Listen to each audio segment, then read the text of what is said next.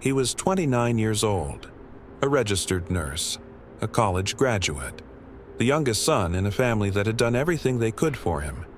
He lived in the quiet suburb of Chuluota, Florida, in his parents' home, Chad and Margaret Amato.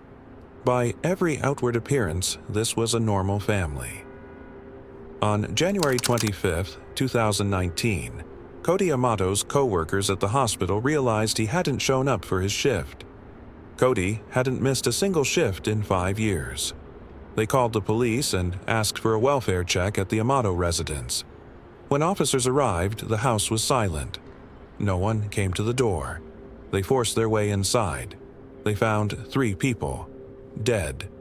Margaret, 61, Chad, 59, Cody, 31. All 3 had been shot. The 4th resident of the home, 29-year-old Grant Amato, was nowhere to be found. In the hours that followed, investigators began piecing together what had happened inside that house. And the deeper they dug, the more impossible the story they were about to tell seemed. A story about how a person loses himself, gradually, invisibly, while everyone around him keeps trying to pull him back. And about where that ends. Who was Grant Amato, really?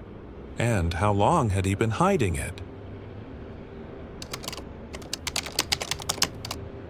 Before getting into the evidence, the digital forensics, the phone records, the financial documents, you need to understand who these people were. Because over time, cases like this turn real lives into headlines. Margaret became Victim 1. Chad became Victim 2. Cody became Victim 3. And a family that looked completely ordinary from the outside became the subject of a criminal case the country could not stop following. But before any of that, they were people. Chad Amato was a clinical pharmacist.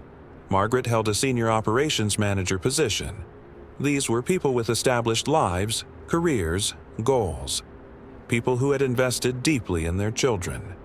There were 2 sons living in the house, Cody and Grant. There was also an older half-brother, Jason, who lived elsewhere. Cody and Grant went to the same high school. They joined the weightlifting team together. They enrolled at the University of Central Florida for nursing school together. They were close. That's how everyone who knew them described it. Cody completed his nurse anesthetist program. Grant dropped out halfway through. He found work as a registered nurse at a hospital in the Orlando area. And that could have been the beginning of a normal adult life. It wasn't. In 2018, Grant was suspended from his job, suspected of stealing prescription medications and improperly administering drugs to patients. The criminal charges were eventually dropped, but he lost the job. No work, no direction, no sense of what came next. That's when he started spending more and more time online. And that's when he found her.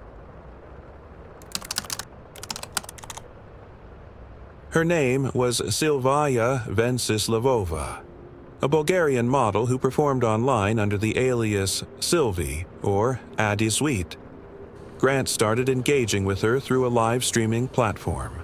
At first, as one viewer among many, then more often, then regularly, then every single day.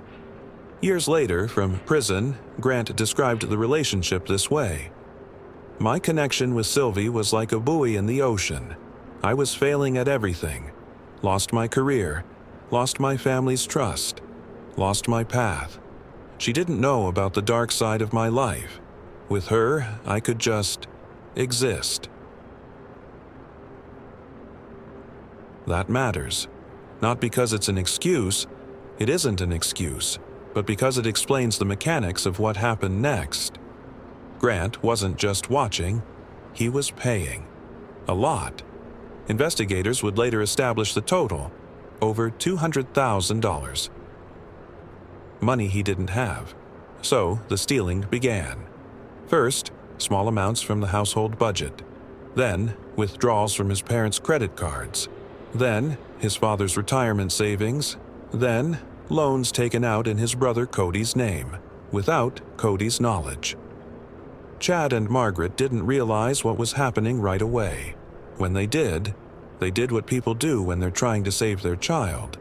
They didn't go to the police. They tried to find another way.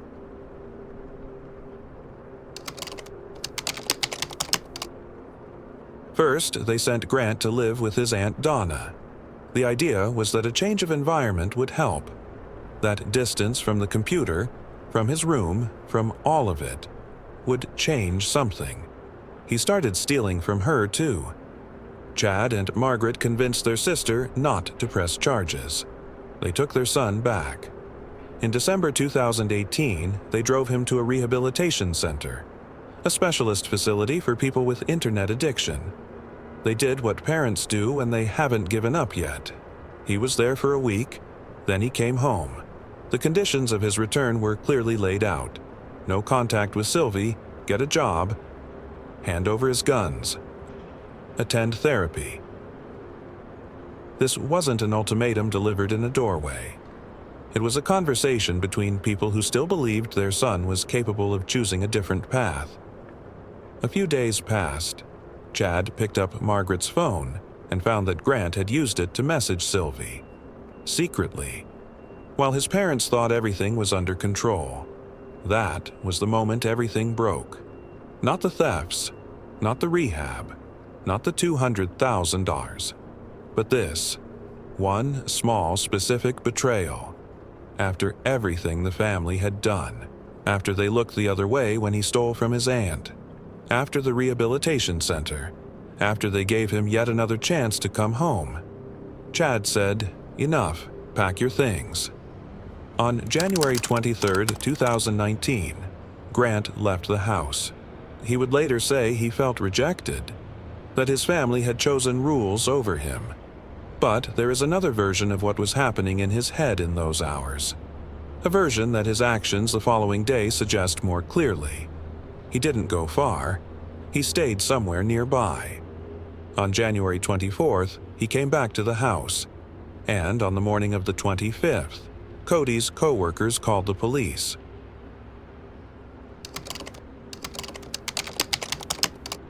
The scene inside the house had been arranged to look like a murder-suicide carried out by Cody. It was a staged scene, a deliberate one. It didn't hold. Forensic analysts began cataloging details that didn't add up: the positions of the bodies, the trajectories of the shots, the absence of a murder weapon. That was the first signal. What happened in this house was not what someone was trying to make it look like. Investigators quickly focused on Grant. He was found 2 days later at a DoubleTree hotel in Orange County, Florida. In interrogation, he gave contradictory accounts. In one version, he said he had seen police vehicles outside the house after the killings, but instead of stopping, he drove to a nearby Panera Bread and searched online for top news stories. A detailed review of phone records showed that someone had attempted to wipe data from Cody's iPhone on the night of the killings. Cody's phone, the murder weapon, and Grant himself, all three had disappeared from the house at the same time.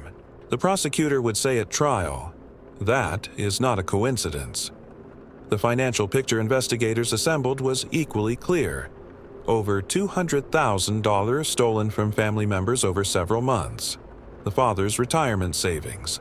Loans in the brother's name. That answered the question of why. The family had found out the full extent of it. The family had set conditions. The family had told him to leave.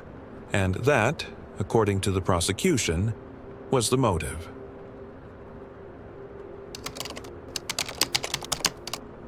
The trial began on July 15, 2019. The defense argued there wasn't enough physical evidence. The murder weapon was never found. There were no eyewitnesses. The prosecution, they said, had built its case on circumstantial evidence and family testimony that could not be fully relied upon. But the prosecution had assembled a coherent picture: digital forensics, phone records, financial documents, the staged crime scene, the testimony of half-brother Jason, who took the stand for the prosecution. On July 31, 2019, the jury returned its verdict: guilty on all 3 counts of first-degree murder. On August 12, 2019, The judge delivered the sentence: 3 consecutive life terms, with no possibility of parole. When Grant was asked whether he felt remorse, he responded, "My family has been blaming me for months for ruining their lives, stealing, and not following the rules of the home, so I might as well be blamed for this too." That line gets quoted by everyone who writes about this case, not because it explains anything, but because it explains nothing at all.